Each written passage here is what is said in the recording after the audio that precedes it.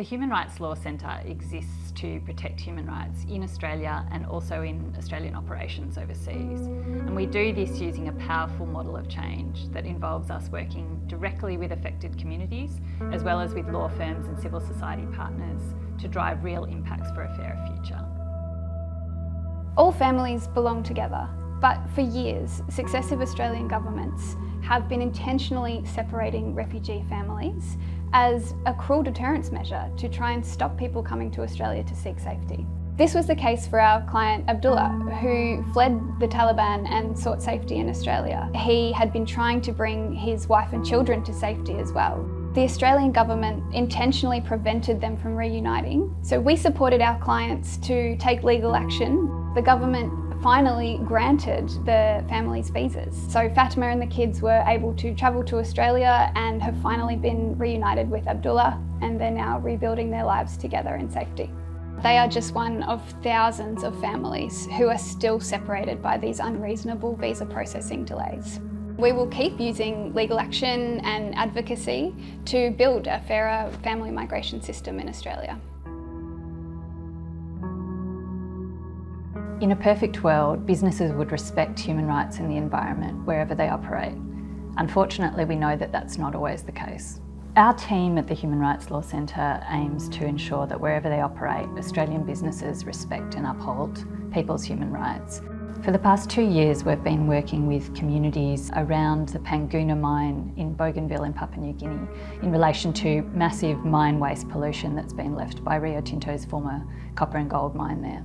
Communities are being left living with heavily polluted water supplies, with flooding that's caused by mine waste continuing to erode into the rivers, which is destroying people's land and crops and their livelihood. We spoke to one woman, for example, recently when we went out there, who had lost her 2-year-old daughter after she fell into the river and swallowed some of the river water, which is heavily contaminated with chemicals. These are the kinds of impacts that people are living with on a day-to-day basis. We worked with a range of communities to file a human rights complaint against Rio Tinto for these impacts.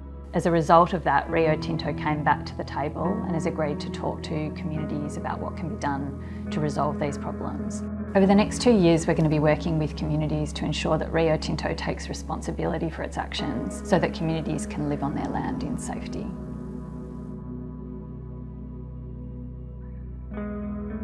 We should all be able to decide what happens to our bodies and our lives. That's why abortion is a fundamental human right. When access to abortion is denied, women die, their health is imperiled, they're forced to carry pregnancies against their will. Just a few years ago, it was perfectly legal to harass and abuse someone walking up to their doctor's door for reproductive health care.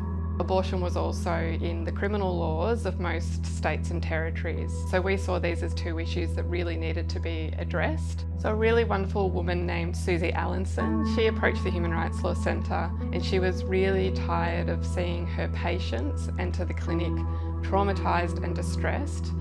We've worked really collaboratively to make sure that safe access zones are in place in every state and territory across Australia to safeguard access to abortion and to make sure that there's funding so that no matter who you are or where you live, you can access the care that you need. The partnership that we've had with Dropbox Foundation over the past 3 years has really been incredible.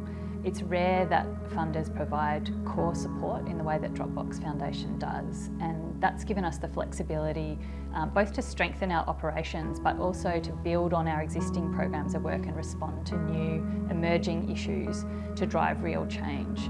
And that's been transformational for an organisation like ours.